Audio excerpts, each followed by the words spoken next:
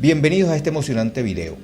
Hoy nos embarcamos en un fascinante recorrido por la esquina de San Lázaro en Caracas, una zona impregnada de historia y misterio. Durante nuestra aventura visitaremos los lugares icónicos que han dejado una huella imborrable en esta área tan especial. No solo nos centraremos en la historia, sino que también exploraremos el misterio y la belleza de la esquina de San Lázaro, visitando los lugares mágicos que han dejado una marca indeleble en la historia de Caracas. Comencemos con este emocionante viaje por la esquina de San Lázaro. Orígenes de la esquina de San Lázaro. El Real Hospital de San Lázaro se levantó en lo que hoy se conoce como la esquina de San Lázaro y abarcaba hasta el área de La Hollada en Caracas. Este edificio estuvo en la esquina de su nombre hasta 29 años después, que fue destruido por el cataclismo de 1812. Muchos enfermos murieron bajo sus ruinas y los que quedaron con vida deambulaban por las calles en actitud lastimosa. En 1752 funcionó como lugar de reclusión de enfermos de lepra, padecimiento también conocido como mal de Lázaro. Frente a él se extendía la plazoleta de los Lázaros, donde los enfermos solían pasear en las tardes soleadas. En el año de 1812, el trágico cataclismo que sacudió a la ciudad de Caracas causa la destrucción del Real Hospital de San Lázaro. Continuamente batido por terremotos, el edificio no resistió la fuerza del desastre natural y colapsó, sepultando a muchos de los enfermos que se encontraban en su interior. La devastación fue inmensa y el lamento se extendió por las calles de la ciudad. Los sobrevivientes, marcados por la enfermedad y tocados por la tragedia, se vieron obligados a deambular por las calles en busca de refugio y ayuda. La plazoleta de los Lázaros, ubicada frente al antiguo hospital, se convirtió en un espacio lleno de esperanza y solidaridad. Durante las tardes soleadas, los enfermos salían a pasear en busca de un breve alivio a sus penas, pero también en un intento de mostrar al mundo que, a pesar de su condición, seguían vivos y luchando. Años después, la ciudad se recuperó lentamente de los estragos del cataclismo y se erigieron nuevos edificios en lugar de los que habían sido destruidos. Sin embargo, la memoria del antiguo hospital y de los enfermos que sufrieron allí permaneció en la conciencia de los habitantes de Caracas, recordándoles la importancia de la solidaridad y el cuidado hacia aquellos que más lo necesitan. Lugares de interés turístico en la esquina de San Lázaro y cercanos a ella. En anteriores videos de ella hemos nombrado lugares como la Iglesia Corazón de Jesús, la estación del Metro La Hollada, el Nuevo Circo, el Museo Carlos Cruz X y la Avenida Universidad, que están muy cercanos a esta esquina.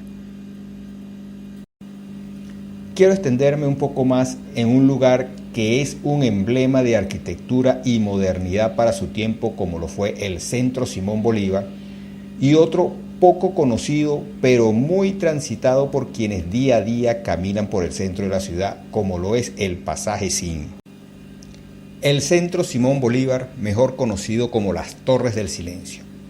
Las Torres Gemelas del Centro Simón Bolívar constituyen un ejemplo único de la arquitectura urbana, funcionalista y monumental construida en Caracas en los años 50. El impacto de su imagen permitió que se convirtieran en el emblema de la ciudad a partir de la primera mitad del siglo XX. Las Torres del Silencio significaron en los años 50 la identidad nacional de un país que había pasado de una condición agrícola a país petrolero y los inicios de su industrialización. Ambos edificios establecen una transición especial con el conjunto de la urbanización El Silencio proyectada por Villanueva, comenzando con alturas de 7 metros hasta 10 metros en su unión con las torres de 28 pisos más 3 sótanos. El concepto de integración de las artes también se hace evidente en esta edificación, obtenida por el empleo de masas polícromas que establecen con la geometría un diálogo en tensión y la presencia de obras de arte sobre sus muros. Así, el acento nacionalista de la edificación se logra en el mural Mito Caribe de la Creación, realizado por el artista venezolano César Rengifo entre 1954 y 1955. También la obra de otros artistas como Guayasamín en 1954 forman parte del patrimonio artístico del conjunto.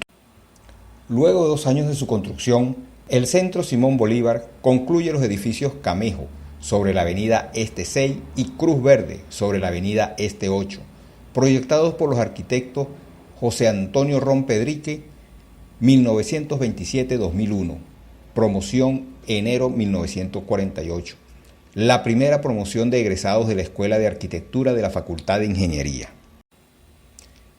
En los edificios gemelos de baja altura, 6 pisos sobre el nivel de la Plaza Diego Ibarra, más los niveles adicionales para tener su acceso directo sobre las avenidas antes citadas, los cuales fueron diseñados respetando el eje compositivo del proyecto de Cipriano Domínguez, 1904-1995, y el Plan Rotival, 1939. El Centro Simón Bolívar instaló como su sede en el primero al Banco Obrero, luego transformado en el Instituto Nacional de la Vivienda, INAVI, y en el segundo, la Dirección General de Cartografía Nacional del Ministerio del Ambiente y los Recursos Naturales Renovables. El Pasaje Sin, el edificio y el Pasaje Sin. El edificio Sin fue construido en 1940 y el pasaje en 1953, diseñado por Oscar Herr y Arthur Kahn, respectivamente. El pasaje fue diseñado para ser un pasaje comercial que albergaría las tiendas más lujosas de Caracas, las primeras escaleras mecánicas en Caracas. El edificio Sin supuso un avance en la arquitectura moderna y tecnológica de su época. El edificio contó con la primera escalera mecánica automática y elevador de carga en Caracas y Venezuela. La influencia europea. El pasaje se inspiró en el estilo parisino de los bulevares cubiertos. La parte superior central del pasaje tenía una cúpula que permitía la entrada de luz y a diferencia del estilo francés donde todo el pasaje estaba cubierto por el techo opaco. Gustavo Sinn. Gustavo Sinn fue el empresario alemán que llegó a Maracaibo en 1898. Se convirtió en uno de los socios de la empresa Christen Co. y expandió su negocio al occidente de Venezuela. Sinn fundó la cervecería Zulia en 1925 y luego expandió su negocio a Caracas y Puerto Cabello. La idea del pasaje era conectar al centro de Caracas con la futura Avenida Bolívar. El pasaje tenía 40 de las tiendas más elegantes de la época. El arquitecto Arthur Kahn fue el arquitecto que diseñó el pasaje. Creó un canal espacioso y bien iluminado con tiendas a ambos lados.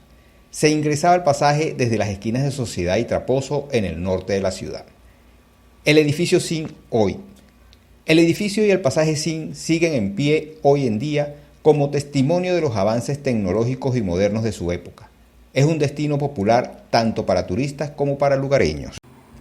La inauguración presidencial. El pasaje Sinn fue inaugurado el 6 de mayo de 1953 y el presidente Marcos Pérez Jiménez asistió al evento. El presidente subió a las primeras escaleras mecánicas en Caracas. La esquina de San Lázaro es un verdadero tesoro histórico y patrimonial.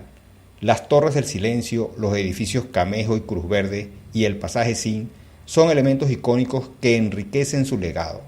A través de su arquitectura y su importancia cultural, esta esquina demuestra su valor como parte integral de la historia de la ciudad y merece ser preservada y apreciada por las generaciones presentes y futuras.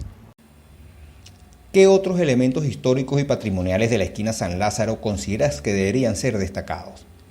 ¿Cuál crees que es el impacto de las Torres del Silencio en la identidad cultural de la ciudad en general? ¿Qué te parece la integración de los edificios Camejo y Cruz Verde con la arquitectura histórica de la esquina de San Lázaro? ¿Crees que han logrado mantener el equilibrio entre lo antiguo y lo moderno? ¿Has tenido alguna experiencia significativa en el pasaje Sinn? ¿Qué recuerdos o atractivos te han dejado una impresión duradera? Vamos, espero con tus respuestas seguir enriqueciendo esta comunidad deseosa de más información que aporten conocimiento cultural y patrimonial. Te espero. Te animo a seguirme en Instagram, Facebook y Twitter, donde podrás estar al tanto de mis nuevos proyectos y podremos intercambiar impresiones y detalles sobre los lugares que hemos explorado juntos. Únete a esta comunidad de caminantes, no te lo puedes perder. No dudes en hacerlo ahora mismo para no perderte ninguna novedad. Gracias por ver este video. Esperamos que hayas disfrutado de la aventura y hayas aprendido algo nuevo sobre Ospino, un tesoro oculto en Portuguesa. No olvides darnos un me gusta, comenta y responde las preguntas del video, compártelo con tus familiares y amigos, activa la campanita de notificaciones y sobre todo, suscríbete al canal para recibir más contenido como este. Hazlo ahora mismo, es gratis. Gracias por tu ayuda. Siempre es un placer compartir mi trabajo con ustedes.